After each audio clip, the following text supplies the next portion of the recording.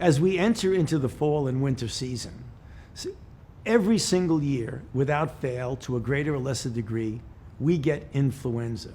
Now, one of the things that's particularly problematic is that we still have COVID-19 and SARS coronavirus 2 around, which means that as we get into the fall and the winter, it is conceivable, if not likely, that we could have 2 converging respiratory infections at the same time, which would make it very difficult to address each of them when you're not really sure where you are. So what can we do?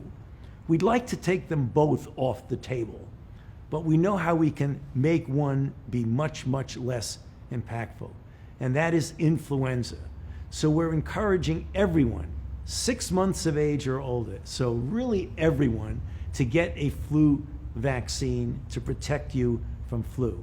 Because if in fact you do that, there are several things you could prevent from getting infected, or if you get flu, you could really moderate and minimize the symptoms of what might otherwise be a situation where you could get seriously ill.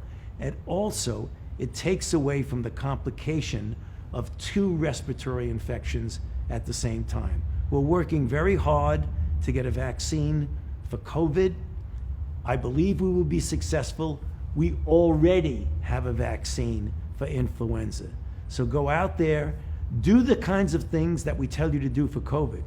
We might also say that one of the things that you can do, you have now 2 reasons to wear a mask, keep your distance, avoid crowds, and washing your hands. And the 2 reasons for that is that we know from our colleagues in the Southern Hemisphere that when they were trying to avoid COVID during their winter, which goes from April to the end of August, they markedly diminished the rate of influenza.